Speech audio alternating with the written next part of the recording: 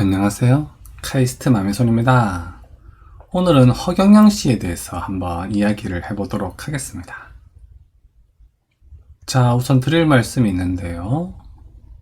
저는 아직까지 지지하는 대선 후보는 없습니다. 그리고 혹시 제가 지지하는 후보가 있더라 하더라도요, 방송에서는 가능한 한 객관적으로 말씀드리도록 하겠습니다. 솔직히 말씀드려서요, 현재 대선 후보 중에서 제 마음에 쏙 드는 사람은 없는 것이 현실입니다. 아마도 저 같은 분들 많으실 거라 생각이 듭니다. 어이구. 이거는 지금 잘못 나간 겁니다. 오해 없으시기 바랍니다. 자, 대선 후보 지지도입니다. 이제 작년 12월 8일자인데요. 자, 오늘 주제는 이제 허경영 씨니까 허경영 씨만 보도록 하겠습니다. 어이구, 4등이나 차지했네요. 3.3%. 요때만 해도요, 안철수 후보보다 더 높았습니다. 그렇죠? 그리고요, 요건 이제 올해 1월 4일자인데요. 요때 이제 안철수 씨가 많이 올랐고요. 이때도 어쨌든 허경영 씨가 5%나 되는 지지도를 보여주고 있습니다. 참고로 요거는 공약으로 본 후보 호감도입니다. 자, 이렇게요. 나름 허경영 씨가 지지율에서 그래도 어느 정도 좀 숫자를 보여주고 있죠. 그래서 이 허경영 씨에 대해서 제가 좀 말씀을 드리고자 합니다. 자, 허경영 씨에 대한 오해들이 좀 많이 있습니다. 공중부양을 주장하기도 했죠. 그래서 사기꾼이다, 이렇게 생각하시는 분들도 많고요. 이상한 사람이라거나 또는 코미디언 아니냐, 이렇게 생각하시는 분들도 많습니다. 그리고요, 사이비 교주 아니냐, 이렇게 생각하시는 분들도 많으신 것 같아요. 자, 그런데요, 지금부터 이제 제가 바라보는 허경영 씨에 대해서 말씀을 드리도록 하겠습니다. 자, 참고로 여러분들 잘 아시겠지만, 저는 이제 카이스트에서 이제 학사, 석사, 박사를 나왔고요. 그리고 IQ가 높다고 해서 멘사 회원이기도 합니다. 이 멘사 회원이라고 하는 것은 IQ가 150이 넘으면 가입이 가능한 그런 사회단체입니다. 자, 우선 제가 이 멘사 회원 얘기를 좀 해드리면요. 제가 멘사 회원을 처음 가입했을 때가 아마 대학생 때였던 것 같아요. 지금으로부터 거의 한 20여 년 전이죠. 자, 그때요. 제가 그때 이제 멘사 회원 테스트에 합격을 해서 멘사 회원 모임에 처음 나갔습니다. 처음 나갔는데요. 깜짝 놀랐습니다. 자, 여러분들 멘사 회원 모임에 가면은 어떨 거라고 생각하시나요? 제가 이제 멘사 회원 처음에 갔더니요. 거기에 완전히 미친 사람들만 있는 거예요. 아니, 거기 가봤더니 정상에는 저밖에 없고 나머지는 다 정말 미친 사람들만 있더라고요. 자, 그래서요. 저는 이제 멘사 회원 모임에 처음 갔을 때 이 사람들이 정말로 멘사 회원들이 맞는지 조금 의구심이 들기도 하더라고요. 자, 그런데요, 그 멘사 회원 이제 테스트를 할 때에 IQ 테스트를 하잖아요. 근데 그 IQ 테스트를 한 수십 문제를 푸는데요. 제가 그 중에서 한 두세 문제는 아무리 봐도 못 푸는 문제들이 있었습니다. 그게 한 두세 문제 정도 있었어요. 그 두세 문제 정도는요, 제가 한 달 내도록 이게 답이 뭘까 하고 고민을 해봤는데 도저히 답을 모르겠고 어떻게 풀어야 되는지 모르겠더라고요. 그래서요, 그 멘사 회원 모임에 가서 그 미친놈들처럼 보이는 그 사람 중에서 한 사람을 붙잡아가지고 도저히 제가 못 푸는 그 문제를 어떻게 푸는 거냐고 한번 물어봤습니다. 제가 한 달 내도록 고민했지만 도저히 못 풀겠는 그런 문제 있죠? 그 두세 문제를 그 미친 사람처럼 보이는 그 사람한테 한번 물어봤어요. 물어봤더니요, 그 사람은 그 두세 문제를 앉은 자리에서 바로 푸는 겁니다. 와, 깜짝 놀랐어요. 아니, 저는 그 사람이 그냥 미친 사람인 줄 알았거든요. 그런데요, 제가 한 달 동안 고민했던 못 풀겠던 문제를 바로 풀면서 저에게 그걸 이제 어떻게 푸는지 알려주는데, 와, 그때 제가 충격 엄청나게 받았습니다. 그 푸는 방식이요, 제가 도저히 상상도 할 수 없는 희한한 방식으로 문제를 푸는 거예요. 와, 제가 그때요, 엄청나게 깜짝 놀랐습니다. 아, 이 미친 사람이 정말로 멘사 회원이 맞구나. 적어도 IQ 면에서는 나보다 한 수위가 아니라 두 수, 세 수위더라고요. 와, 그 문제를 푸는 방식을 설명해 주는데 제가 도저히 상상도 할 수 없는 그런 방법 있죠? 그런 방법으로 그 두세 문제를 다 풀어서 알려주는 거예요. 와, 제가 진짜 깜짝 놀랐습니다. 자, 그래서요, 아, 이 IQ가 너무 높으면 이렇게 미친 사람처럼 또는 이상한 사람처럼 제정신이 아닌 사람처럼 보일 수 있구나 라는 걸 그때 깨달았습니다. 그리고요, 또 놀란 게 뭔지 아세요? 제가 바로 그 다음날에요, 어제 그 사람이 설명해 줬던 거를 다시 풀어보려고 했어요. 그거를 이제 그 다음날에 다시 풀려고 바라보니까, 아니, 어제 제가 설명을 들었는데 기억이 안 나는 거예요.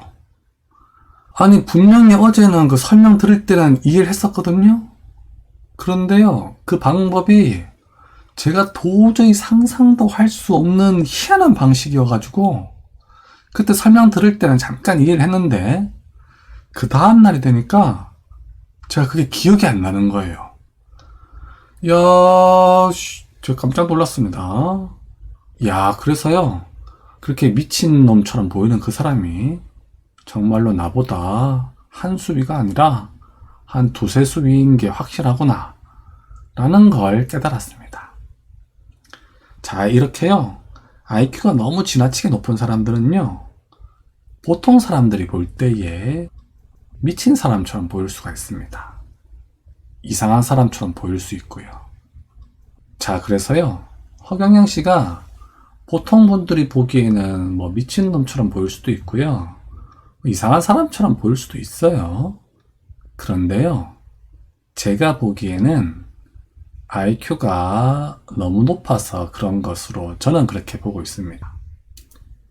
자, 제가요, 뭐 단순히 미친놈처럼 보인다고 해서 뭐 멘사 회원이라는 얘기는 아니겠죠.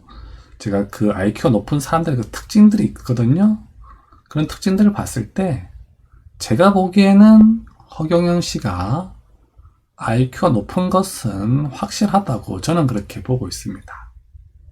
제가 그 허경영 씨가 이제 똑똑한 사람이라는 걸 언제 처음 깨달았냐면요, 한 20년 전에 이제 허경영 씨가 처음 대선에 나왔던 적이 있었죠.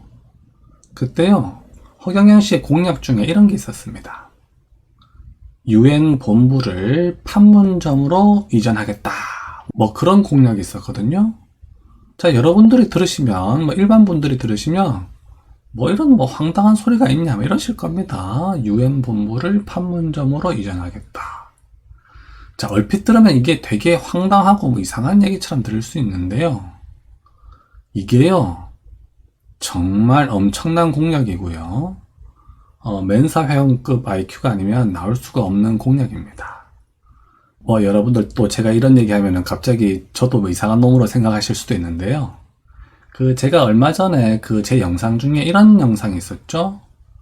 뭐 가상 대선 공약 이러면서 일본과 공동으로 핵무기를 개발하겠습니다, 뭐 이런 영상이 있었습니다. 자, 그 영상의 제목만 보면은 일본과 핵무기를 같이 개발하겠다, 뭐 이상한 얘기 같잖아요. 그런데요, 그 영상 보신 분들은 아실 겁니다. 그 영상을 보시면 제가 왜 일본과 공동으로 핵무기를 개발을 하자고 했는지 그 설명이 잘 나와 있죠. 그래서 그 댓글들 중에서도 그런 분들이 많으시더라고요.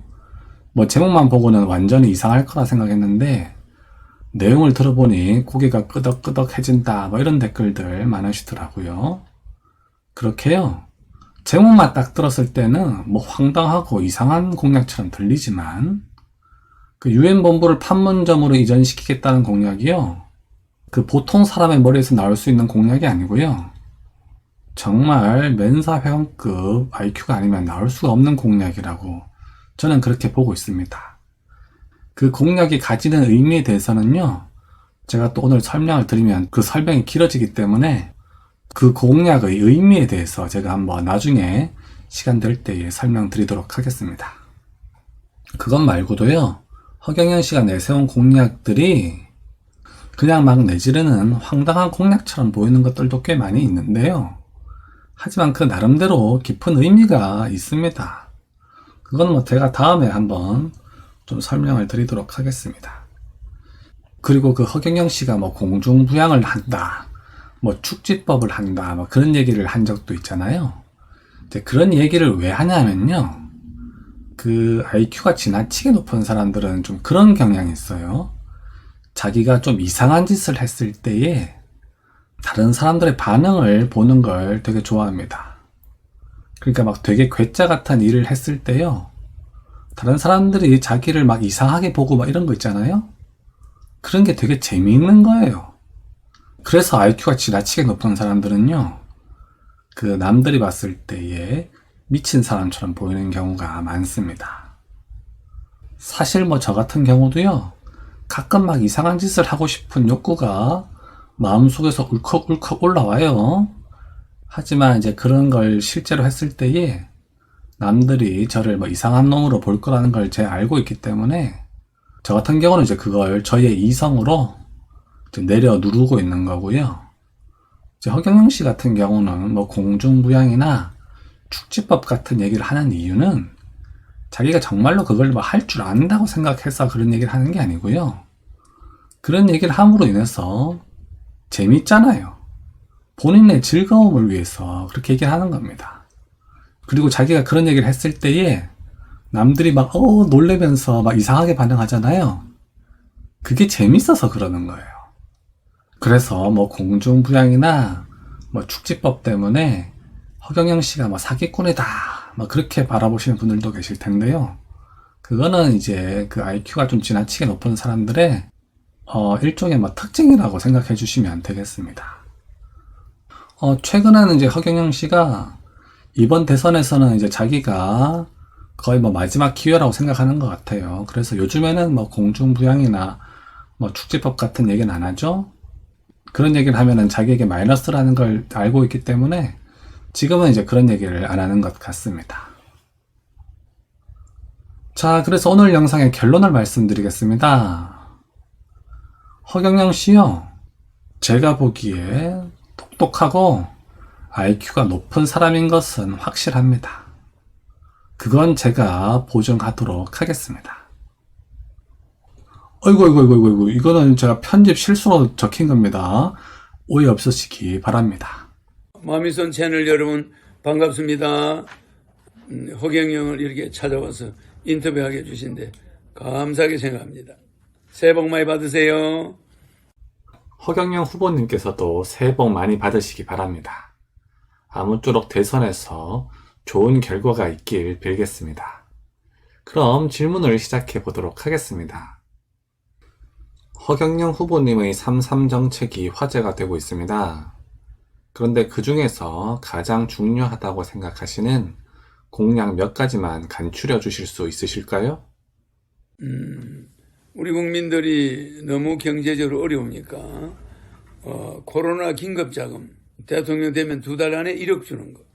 그게 이제 첫 번째고, 두 번째는 우리나라 돈이 7경인데 그 7경을 5천만 명을 나누면은 한 사람당 14억을 국가에 맡겨놓은 거예요. 그러니까 주식회사 대한민국 대통령은 대한민국의 사장, 정치인들과 공무원은 직원인데 직원들이 대한민국의 세금 수입 610조를 다 쓰면 안 됩니다. 그걸 이 30%만 쓰고 70%를 국민에게 매월 18세 이상의 150만 원씩 평생 준다는 거. 그게 두 번째 중요한 공약입니다. 세 번째는 저출산. 어린이가 10명 있을 때 노인이 1명이 있었는데 30년 전에, 지금은 노인 10명의 어린애가 하나입니다. 앞으로 10년을 더 가면 노인 100명의 어린애가 하나가 되죠. 이런 식으로 이 35년 후에는 대학생이 1명도 입학생이 없어져요. 그러니까 이건 나라가 심각한 붕괴 위기에 들어갑니다. 그래서 출산하면 3억 무조건 줍니다. 예산은 얼마든지 있습니다. 세 번째, 결혼하면 3억입니다. 네 번째, 출산하면 5천만 원. 그리고 다섯 번째는 아기가 10살까지 월 100만 원 육아수당을 줍니다. 그 다음에 일곱 번째, 국회의원을 100명으로 줄이고 무보수 명예직으로 바꿨습니다. 일체 국회의원들에게는 후원금도 받으면 안 돼요. 국민 배당금만 가지고 살아야 되겠죠. 네. 아니면 자기가 벌어난 거 뭐 이런 걸 가지고 살아야 되겠죠. 국회의원들이 돈이 많으면 안 돼요. 네. 참 좋은 공약들인데요. 그 공약들을 수행하기 위한 돈은 어디서 날까요? 그거는 국가 예산이 이명박 때는 200조였습니다. 박근혜 때는 380조. 또 점점 문재인 때는 610조까지 올라왔어요. 내가 앞으로 대통령이 되면은 5년간 우리나라 예산이 1000조 정도 됩니다. 우리가 쓸 거 30%만 빼면 300조죠. 700조를 여러분한테 논아주는 거예요. 충분히 예산은 남아요. 세금을 절약해서 주겠다는데 인플레가 생깁니까? 국가가 쓰나 국민이 쓰나? 네.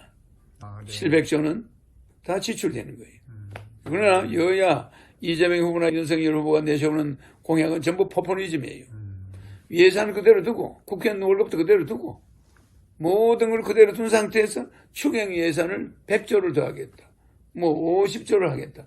이거는 포퓰리즘이에요. 저는 개인적으로 유엔 본부를 판문점으로 옮기겠다라는 허경영 후보님의 공약을 한 20여 년 전에 처음 봤을 때요. 그때 허경영 후보님이 이분은 예사로운 분이 아니시구나 라는 걸 그때 알았습니다. 이 공약에 대한 상세한 설명을 좀 부탁드리겠습니다. 세계 유엔군들의 이목이 한반도 있을 때 평화가 유지돼요. 이 유엔 본부는 한반도와 독일 때문에 만들어졌는데 일본이 점령하고 있던 한반도, 독일이 점령하고 있던 유럽, 이 두 지역에서 일본과 독일이 연합해서 세계를 침공했고 이 아시아는 일본이 책임지고 유럽은 독일이 책임지고 세계를 공영화하려고 한 거예요. 네. 둘 다 실패했죠. 독일이 실패하자마자 일본도 실패했어요. 독일은 다행히 원자탄이 터지지는 않았죠. 그러나 일본은 원자탄이 터지고 나서 항복을 했잖아. 결국은 두 나라 때문에 유엔 국제연합이 만들어진 거예요. 네. 그러니까 국제연합이 만들어진 것이 한국과 독일 때문이에요. 그러니까 우리 한반도에서 북한을 상대로 유엔군이 와서 싸웠잖아. 네. 그러면 1947년, 48년에 우리 정부가 수립된 이후에 유엔군이 한반도에 18개국이 온 거는 처음이에요. 거기서 30만 명의 유엔군이 죽어요. 그들이 한반도에 묻혀 있어. 그런데 유엔 본부가 미국에 있을 이유가 없는 거예요. 전 세계 인구의 60%가 아시아에 있단 말이에요. 60%가 아시아에 있는데 지금 미국은 전 세계 인구의 10%가 안 돼요. 그러니까 어차피 아시아 쪽으로 유엔 본부가 와야 된다는 거죠.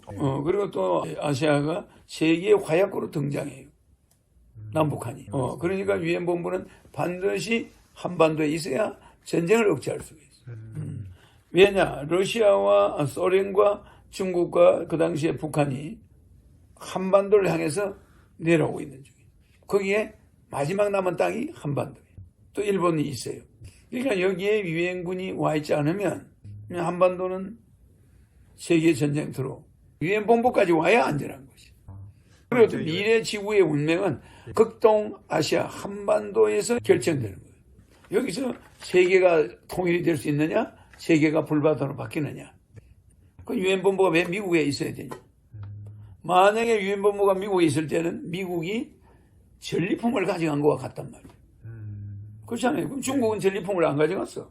소련도 안 가져갔어. 프랑스도 안 가져갔어. 영국도 안 가져갔는데 왜 미국만 전리품을 가져가냐? 그러네요. 안 되는 거지. 네. 초강대국이 어느 한쪽에 편중돼서 있다면 그것은 무엇과 같냐? 그거는 제국주의가 발동하고 있는 거예요. 또 하나의 일본 제국이 나타난 거예요. 옥상옥이라니까. 히틀러 제국이나 일본 제국을 없애겠다고 하다가 유엔 본부를 만들어서 미국 제국을 만들어 놔버린 거예요. 그래서 그 제국에서 유엔 본부를 안 가지고 있어야 제국 문제가 해결된 거예요.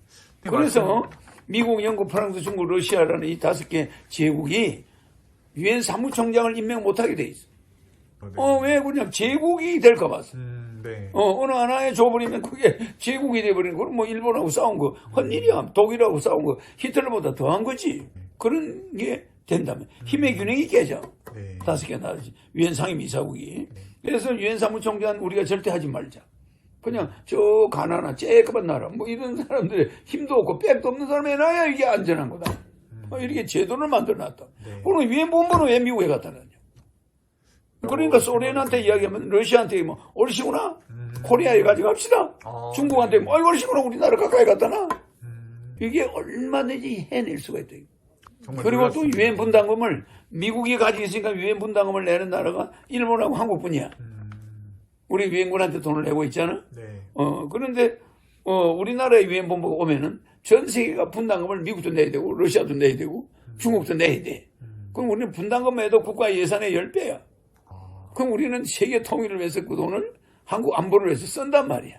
네. 유엔 분담금을. 네. 유엔 분담금을 가지고 우리 한반도 주변에 한반도가 평화 운동을 하기가 좋아지거든. 지금 여야 공약이 전부 국내용이잖아. 그러니까 글로벌한 공약은 없어, 저들은. 뭐 당선되는 즉시 싸들 없애겠다. 이게 뭡니까? 굉장히 위험한 거예요. 제 채널에는 주식 투자자분들이 많습니다. 그분들께 한 말씀 부탁드립니다. 주식 투자자들이 1억 미만의 소액 투자자들은 하루에 100번을 하든 1000번을 하든 무료야. 거래 수수료를 없애야 소액 개미 투자자들이 피해가 없어요. 국가는 말이야. 은행 거래보다는 주식을 활성화해서 기업들이 자본을 대게 해야 돼. 그래서 은행은 갈수록 나중에는 은행이 무력화되는. 자본주의 국가에서 은행이 너무 발달하면 안 돼요. 주식이 발달돼야지. 왜 은행은 이자를 내잖아. 기업주들은 융자를 받지 말고 주식에서 돈을 만들어야 돼. 배당금을 주고. 그러면 배당금은 손해가 날 때는 안 줘도 되거든. 그러니까 금융 부담이 적어지는 거예요. 일부 언론에서는 허경영 후보님을 사이비 교주처럼 묘사하고 있는 것도 있습니다. 그리고 제 채널의 일부 구독자님들도 그렇게 생각하시는 것 같아요. 거기에 대해서 한 말씀 부탁드립니다. 정치인이 못 고쳐요. 행명할 수가 없어요. 정치는 정치인이 행명할 수가 없다니까. 종교는 종교인이 행명을 할 수가 없어. 그러니까 이 사람들은 정반합을 잘 몰라. 이게 우리 만물의 3대 원칙이거든. 네. 정반합이란 말이야. 그러니까 정치인은 정치인 스스로 고칠 수가 없어. 그러니까 우리나라 정치가 발전된 걸 가보세요. 군인이 개입해. 고려에 보면 고려의 정치가 문란해지니까 군인이 나와. 군인이 또 개입해. 네. 나중에는 선비들이 개입해. 장군이 개입해. 네. 이렇게 된단 말이에요. 그러니까 정치가 혁명될 때는 반드시 다른 세력에 의해서 혁명이 돼. 종교가 혁명될 때는 종교 세력에 의해서 혁명되는 게 아니야. 정치 세력에. 황제가 끼어들어. 로마 황제가 끼어들어. 그래서 기독교를 국교를 만들어버려. 그러니까 뿌리째 종교가 바뀌는 거야. 기존 로마 종교들이 완전히 바뀌어버려. 그때 기독교는 이단이었어. 로마에. 네. 사이비였어. 네. 로마 교황이 볼 때는 사이비잖아. 사이비교가 들어와가지고 로마 국민이 믿는 종교가 뒤바뀌어버려. 누가 바꿨어? 콘스탄티노플 황제가. 종교는 정치인이 바꾸고 정치는 영적인 종교 비슷한 사람이 나와서 바꿔. 근데 지금은 어떤 시기냐면 정치와 종교가 바꾸는 시기가 지났어. 이제는 종교를 바꾸는 자도 종교 아닌 정치인 비슷한 사람이 나와. 네. 또 정치는 종교인 비슷한 사람이 나온단 말이야. 근데 그 사람 자세히 보면 종교인도 아니고 정치인도 아니고. 그러니까 내가 나를 갖다 뭐라 합니까? 나는 최고 좌파고 최고 우파라고 하는 거예요. 국민들한테 150만 원을 똑같이 놀아줘. 네. 완전 공산주의 비슷하잖아. 네. 그러면 최고 좌파야. 내보다 더 좌파는 없어. 그런데 나는 또 상속세를 폐지해. 양도세를 폐지해. 자동차 보유세를 폐지해. 그냥 부자들을 갖다가 굉장히 대우를 해줘. 기업을 보존해야 돼. 네. 우리 토종 기업을 살리려면 상속세가 있으면 토종 기업이 외국에 자꾸 넘어가. 아버지 죽고 나면 세금을 내야 되니까 네. 주식 팔아야 돼. 네. 그럼 기업이 중국으로 미국으로 넘어가는 거예요. 그래서 정치인도 아니고 종교인도 아니고 사입이 비슷한 사람이 그게 메시아야. 정치적 메시아. 그러니까 예수를 보고 사람들이 저걸 종교인이라고 할 수 있어? 정치인이라고 할 수 있어? 그 밑에 제자가 유다가 로마를 썰어버립시다. 아, 예수님 그런 능력이 있잖아요. 이렇게 생각, 유혹을 하는 거야. 네. 어떻게 보면 이게 정치인 같기도 하고, 어떻게 보면 이게 이스라엘의 지도자고, 이걸 또 어떻게 보면 이게 교주 같기도 하고, 이렇게 혁명을 해야 될 때는 나라와 국가와 종교를, 정치와 종교를 바꾸는 사람이 동시대에 나타나는 것이 메시아예요. 종교인도 아니고 정치인도 아닌 자가 종교도 바꾸고 정치도 바꾸는 시대가 오는 거예요. 네. 그게 난세란 말이에요. 그게 지금 동방에 그 때가 온 거야. 그게 내가 나타나니까 저게 사입이냐, 어떻게 보면 또 저게 교육자냐, 또 어떻게 보면 저게 종교인이냐, 저게 정치인이냐, 헷갈려. 언제나 그 정치를 바꾸느냐는 정치 외척자가 와서 바꿔요. 그 종교를 바꿀 때는 종교 외척자가 와서 바꿔. 꼭 상대적인 게 와서 바꾸는 거야. 그러니까 여러분들은 어디에 매여 있다니까. 뭐 저 사람은 뭐 사기꾼이야, 뭐 저 사람은 뭐 사입이야. 저 옛날에 조혜기 목사도 처음에 사입이라고 그랬어. 근데 교회가 크니까 기독교를 대변해. 기독교를 로마에서는 사입이라고 그랬어. 그 콘스탄티노도 황제 때문에 인정받았잖아. 이러니까 누구나 사입이 시절이 있었던 거야. 그럼 사입이라는 말을 나한테 함부로 붙이면 안 되지. 마지막으로 시청자분들께 하시고 싶으신 말씀이 있으면 부탁드립니다. 카이스트 마미손 우리 여러분 내 말이 좀 이해가 안 가는 부분이 있으면 다음에 또 질문해 주세요. 소상에도 답변해 드리겠습니다. 여러분들이 돈 걱정하지 않고 세계 12경제 대국답게 돈 걱정하지 않고 부모에게 언제나 효도할 수 있고 행복한 나라 만들어 드리겠습니다. 감사합니다. 안녕하세요. 카이스트 마미손입니다. 그 허경영 후보의 공약 중에 제일 대표적인 게 당선되면 성인 1인당 1억 원씩 지급하겠다 뭐 이런 내용이 있죠. 자, 이게요 참으로 뭐 황당하게 들릴 수도 있는데요, 진짜로 주면 어떻게 되는지 한번 분석해 보도록 하겠습니다. 자, 우선 고백할 게 있는데요, 저도 이 정책을 이해하는데요 꽤 오랜 시간이 걸렸음을 고백합니다. 자, 허경영의 3.3 정책을 보겠습니다. 자, 이 그림에서 보여드리는 게 이제 허경영 후보의 이제 3.3 정책인데요, 그 중에서 오늘 다룰 것은 요 두 번째 공약이 되겠습니다.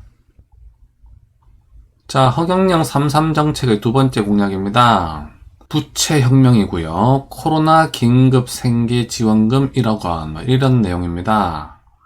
자, 상세 내용을 보시면 18세 이상 성인 국민에게 코로나 긴급 지원금 1인당 1억 원씩 지급한다고 합니다. 자, 그 목적은요, 현재 전 국민의 대부분이 지금 대출을 안고 있기 때문에 부채 상환에 도움을 주고자 한다고 합니다. 자, 이거 얼핏 들으면 허황된 표파리용 공약처럼 보입니다. 하지만 자세히 한번 분석해 보도록 하겠습니다. 자, 재원 마련은 어떻게 하나요? 뭐 이런 질문 하실 수 있어요. 자, 우리나라 성인 인구수가 약 4,200만 명입니다. 그래서 1인당 1억 원씩 주게 되면요, 총 금액은 4,200조가 나옵니다. 자, 4,200조, 뭐 무시할 만한 금액은 아니죠. 자, 참고로 우리나라 1년 국가 예산이요, 현재 한 600조 정도 됩니다. 그리고 국가 부채가 한 2,000조 정도 됩니다. 그러니까 이 4,200조라는 금액, 뭐 작은 금액 아닙니다. 자, 재원 마련은 어떻게 하나요? 자, 이런 질문 하실 수 있습니다. 에이, 알면서. 돈이야 뭐 찍어내면 되죠. 자, 이거 뭐 주식 하시는 분들은 뭐 다들 아실 텐데요, 돈이라는 거요, 그냥 찍어내면 되는 겁니다. 그래서 재원 마련 걱정은 안 해도 됩니다. 자, 그럼 4200조에 해당하는 돈을 찍어내면 부작용은 없나? 그걸 한번 보도록 하겠습니다. 자, 없던 돈 4200조 찍어내면 부작용은 없나? 부작용 당연히 있긴 있죠. 돈 가치가 하락하고요. 물가가 상승하고요. 거기에 따라 자산 가격이 상승할 겁니다. 특히 주식이나 부동산의 가격이 상승하겠죠? 이런 부작용이 있을 수 있습니다. 그래서 그 내용을 조금 더 자세히 보도록 하겠습니다. 자, 진짜로 1억씩 주면 어떻게 되는지 상세 분석을 해보도록 하겠습니다. 자, 이 그림은요, 부자와 보통 사람과 빈곤층에 대해서 재산 및 부채를 나타낸 그림입니다. 자, 우리나라 통계에 따르면요, 보통 사람이 가지고 있는 재산이 한 3억 정도 됩니다. 그리고요, 부채는 한 5천만 원 정도 됩니다. 억으로 표현하면 0.5억 정도가 되겠죠. 이게 우리나라 대충 평균치입니다. 그리고요, 빈곤층은 재산이 한 2천만 원만 있는 걸로 가정했습니다. 그리고 부채는 한 1억 정도 있는 걸로 가정을 했습니다. 그리고 부자는요, 그냥 20억을 갖고 있다고 우선 가정을 했습니다. 그리고 부채는 2억 정도를 가지고 있는 걸로 가정을 했습니다. 자, 이게 현재 상황이라고 한번 가정을 해봅시다. 자, 이런 상황에서요, 각각에게 1억씩 줬다고 한번 생각해 보도록 하겠습니다. 자, 1억씩 주면은 이 사람들이 어디에 쓸까요? 자, 현재 우리나라 상황을 보면요, 현재 금리가 올라가고 있죠? 그래서 대출이 많은 사람이나 빈곤층의 경우에 현재 이자 비용에 시달리고 있는 것이 현실입니다. 사실 요즘 대출 없는 사람이 없잖아요. 그래서요, 현 상황에서 1억 원씩을 지급하면은 주로 빚을 갚는 데 쓸 확률이 높다라고 할 수가 있겠습니다.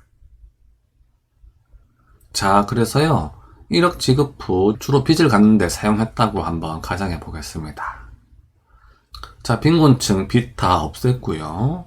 보통 사람의 경우는요, 빚을 갚고 돈이 약간 남아서 재산이 약간 늘었습니다. 그리고 부자 같은 경우는 부채가 조금 많았기 때문에 부채가 조금 줄어드는 것에서 끝이 났습니다. 자, 1억 원씩 주면은 이렇게 될 것으로 생각이 듭니다. 자, 그런데요, 전 국민에게 1억 원씩 주면은 그 돈 가치가 하락이 되겠죠? 자, 돈 가치가 얼마나 하락할지 정확하게 판단하기는 힘든데요, 한 20% 정도 하락한다고 가정해 보도록 하겠습니다. 그럼 원래 갖고 있는 재산 중에서요, 돈 가치 하락으로 인해서 20%씩 줄어드는 걸 가정을 했습니다.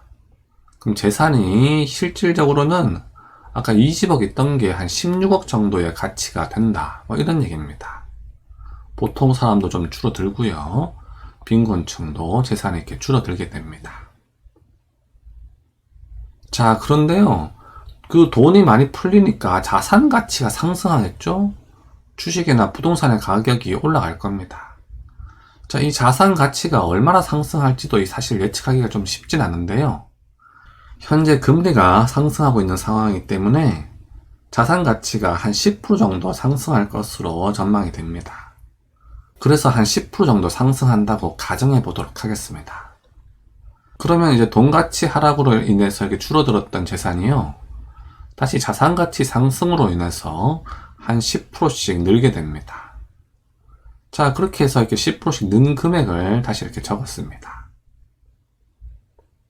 자, 그리고요, 물가가 좀 올라가겠죠? 그 자산 가치뿐만 아니라 다른 물가들도 조금씩은 올라갈 수 있을 것으로 전망이 됩니다. 그래서 약간의 물가 인상이 있을 수 있을 것으로 전망이 됩니다. 이 물가 인상은 이 표에는 나타낼 수가 없죠? 그래서 별도로 이렇게 나타냈습니다. 자, 그래서요, 결국 어떻게 되느냐?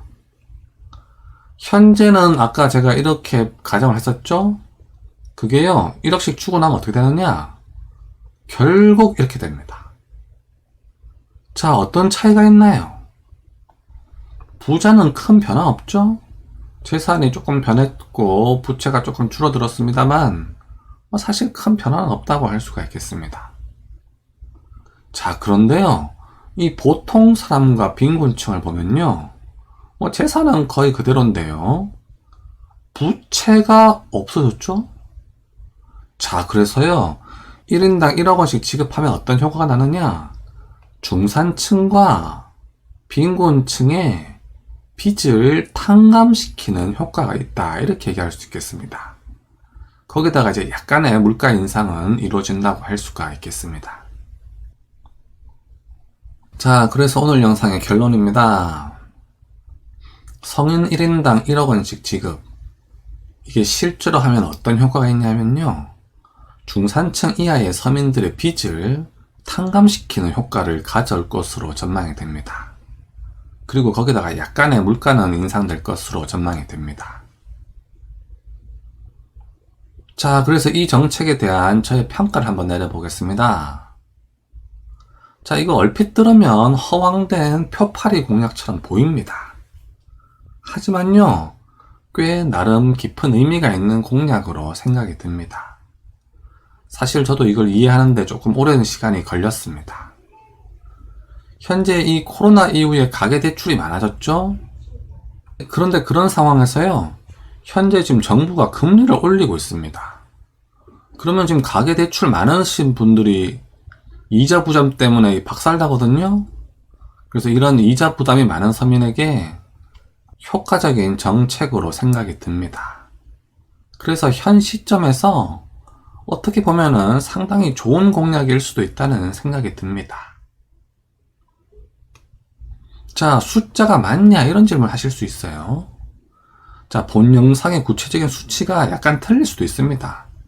돈 가치 하락이나 자산 가치 상승률 같은 게 좀 틀릴 수 있죠? 하지만 전체적인 맥락은 변하지 않을 겁니다.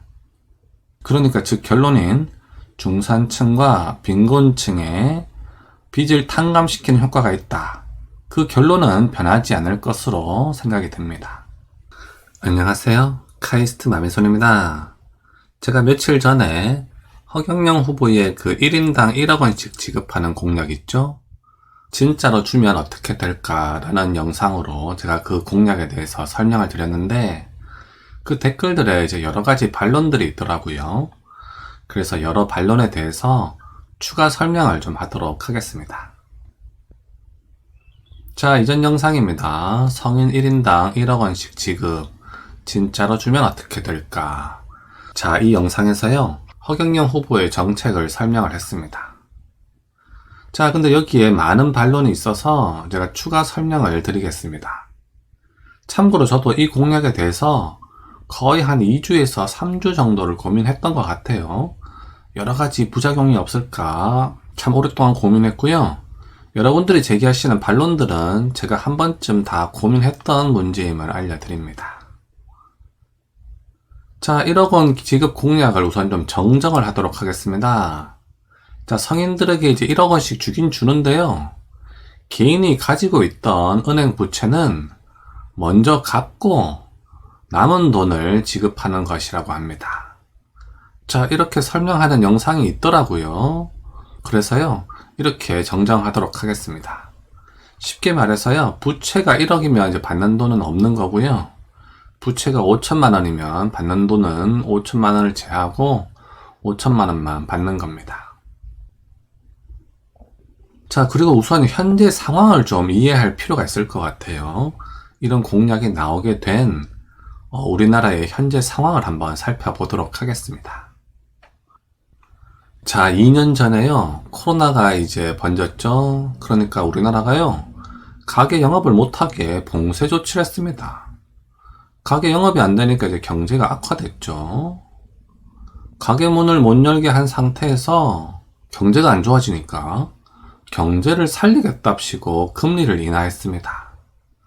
자, 그런데요, 가게 문을 봉쇄해놓고 금리를 낮춘다고 경제가 돌아가나요? 경제가 돌아가는 게 아니라 오히려 자산 가격만 높아졌죠. 주식 하시는 분들 다들 잘 아실 겁니다. 주가 많이 오르고요, 부동산 가격만 올랐습니다. 금리만 내리면 경제가 살아날 것이라 믿는 멍청한 경제 정책이라고 할 수가 있겠습니다. 자, 그래서요, 소상공인 대책이랍시고 대출 정책만 남발을 했죠. 그러면서 소상공인들이 대출이 많이 늘었습니다. 거기다가 집값이 오르자 연끌 대출도 많이 증가한 그런 상황입니다. 자, 멍청한 경제 정책으로 집값이 오르자 이제 와서 또 집값을 잡겠다면서 이제 금리를 올리기 시작했습니다. 자, 이거 한번 제가 좀 정부 정책을 비판하려고 했는데요. 금리를 오르락 내리락 하잖아요? 그러면요, 신나는 곳은 은행만 신납니다. 거기에 탄력적으로 대응하지 못하는 이제 서민들만 피해를 보게 되고요. 금리를 내려서 대출이 증가한 다음에 금리를 올리면 이자를 많이 받게 되는 은행만 좋은 결과를 낳게 됩니다. 자, 그래서요, 현재 집을 산다고 연끌 대출을 한 분들이 많은데요. 일반 국민들은 향후 이제 수십 년 동안 오른 금리로 은행에 고금리의 이자를 납부하게 되는 희한한 상황이 됐습니다. 자, 지금부터 여러 가지 반론들에 대해서 제가 설명을 드리도록 하겠습니다. 자, 이런 댓글들도 많이 있더라고요. 빈곤층들이 빚 갚는데 안 쓰고 다른 데 쓰면 어떡하냐, 이런 질문들 많았는데요. 제가 공약을 정정해 드렸죠? 앞에서 말씀드렸듯이 빚부터 먼저 청산하는 조건으로 1억 원을 지급하는 공약이었습니다. 이렇게 설명하는 영상이 있더라고요. 저도 몰랐는데요. 한 시청자분께서 알려주셔가지고 저도 알게 되었습니다. 자, 반론 첫 번째입니다. 국가 예산이 600조인 나라에서 돈을 4,200조를 찍어낸다는 게 말이 되냐, 뭐 이런 질문들도 많았습니다. 자, 이런 걸 전문 용어로 양적 완화라고 하는 겁니다. 뭐 이건 뭐 굳이 뭐 반론이라고 볼 수도 없는 거겠죠. 자, 그리고 굳이 뭐 반론이라고 할 수는 없지만 또 이런 질문이 있었습니다. 50억 원 이상의 부자들에게는 1억 원을 안 준다고 합니다. 계산을 다시 해야 하는 것 아닌가요? 이런 질문들도 있었는데요. 50억 원 이상의 부자들은 1억 원을 받으나 마나 아무 변화 없죠? 그래서 저는 뭐 줘도 된다고 생각합니다. 그리고요, 50억 원 이상의 부자들은 그 사람들 숫자가 얼마 되지 않아서 전체 계산에 별 차이는 없다고 그렇게 판단이 됩니다. 자, 그리고요, 또 이런 질문 있었습니다. 돈을 찍어내는 게 아니라 통장에 넣어주는 것 아닌가요? 라고 이런 질문을 해주셨는데요. 사실 뭐 그냥 같은 말입니다. 그래서 큰 차이는 없다고 생각이 됩니다. 자, 그리고 이런 반론도 있었어요. 성실하게 대출 갚은 사람들은 억울하겠네요. 뭐 이런 반론들도 있었는데요. 이게 단순하게 빚을 탕감하는 것과는 좀 다릅니다. 1인당 1억씩 이제 주는 거잖아요. 그 중에 이제 빚이 있으면 이제 빚을 갚는 데 쓰이는 돈도 있지만, 빚이 없으면 돈을 이제 받게 되죠?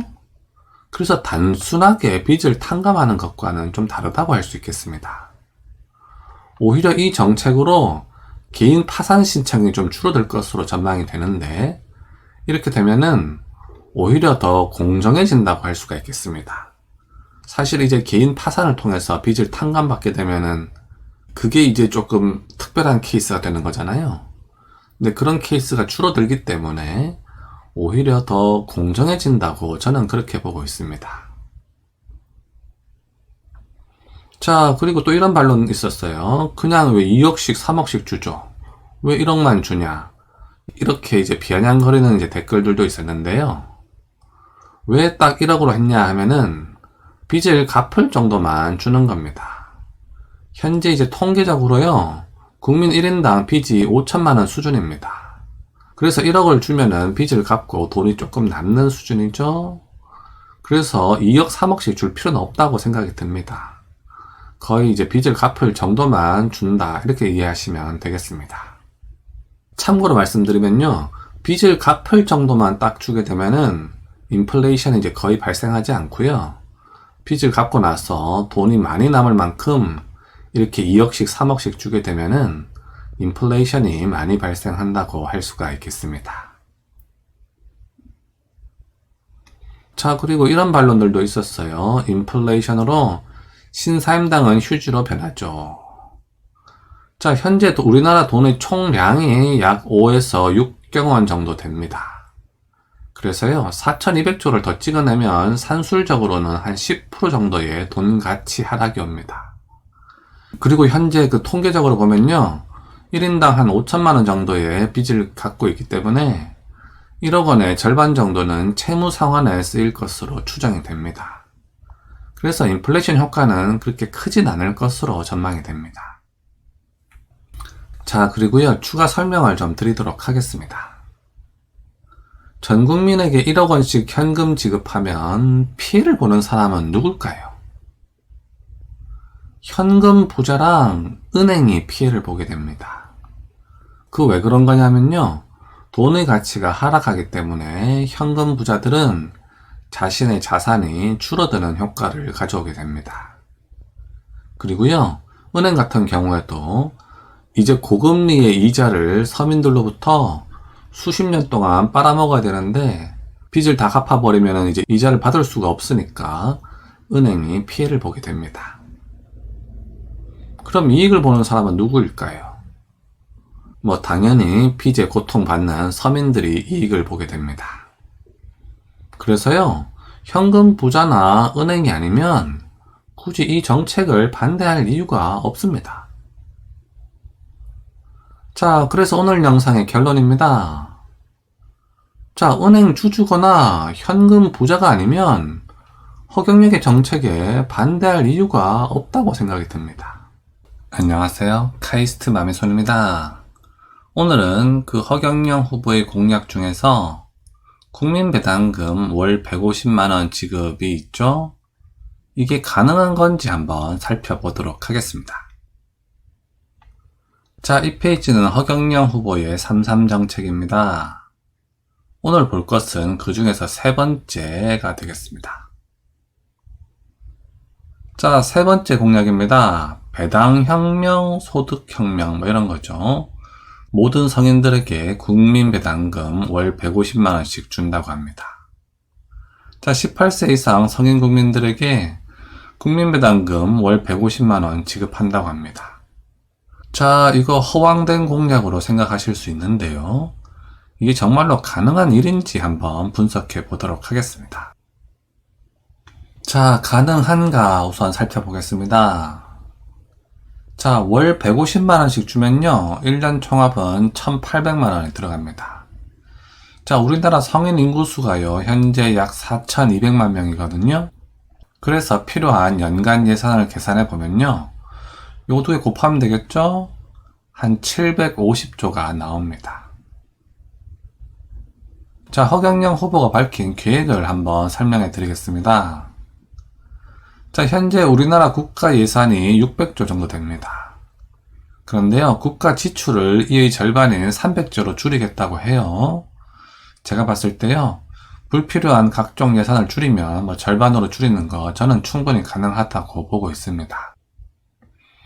자, 그리고요, 그 전 국민 1억 원씩 이제 주게 되죠. 그렇게 이제 양적 완화를 하게 되면요, 그러면서 이제 돈 가치가 좀 하락을 하게 되고요, 세수가 확대되기 때문에 1년 국가 예산을 1,000조로 늘리겠다고 합니다. 저는 뭐 충분히 여기까지 가능하다고 보고 있습니다. 자, 그 계획을 좀 더 얘기하면요. 자, 그래서 국가 예산이 1,000조가 되죠. 그 중에서 아까 그 국가 예산을 300조로 줄이겠다고 했잖아요.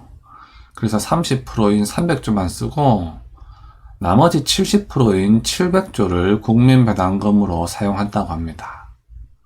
자, 이렇게 하면은 아까 제가 필요한 예산이 750조였죠? 그래서 거의 얼추 맞아 떨어집니다. 뭐 정확하게 일치하진 않는데요, 뭐 대충 뭐 어느 정도는 맞다고 할 수가 있겠습니다. 자, 그래서 오늘 영상의 결론입니다. 성인 1인당 국민배당금 월 150만원 지급, 저는 뭐 충분히 가능하다고 보고 있습니다. 대신에요, 다른 복지 정책은 모두 없애면 됩니다. 뭐 기초생활수급자나 기초노령연금제도나 뭐 실업자 지원이나 뭐 구질구질한 복지 정책들 다 없애고요, 그냥 1인당 150만원씩 지급하는 걸로 깔끔하게 해결할 수 있을 것으로 전망이 됩니다. 그러니까요, 이 정책 어떤 허황된 공약이 아니고요. 충분히 실현 가능한 공약입니다. 자, 그런데 이런 얘기 하시는 분들 있으시더라고요. 1인당 150만원씩 돈을 주면은 사람들이 일을 안 하지 않을까, 뭐 이런 질문을 하시는 분들 계시더라고요. 자, 그런데요, 그 150만원 주기 전에 이미 전 국민에게 1억 원씩 줬죠? 그렇게 양적 완화를 했기 때문에요, 돈 가치가 하락을 합니다. 그리고 물가가 약간 상승하겠죠? 그래서요, 그때 주는 150만원은 현재 가치로는 한 120만원 정도라고 생각하시면 될 것 같습니다. 자, 1인당 120만원, 딱 굶어 죽지 않을 정도의 돈이죠? 그래서요, 인간다운 더 나은 삶을 위해서는 일을 해야 됩니다.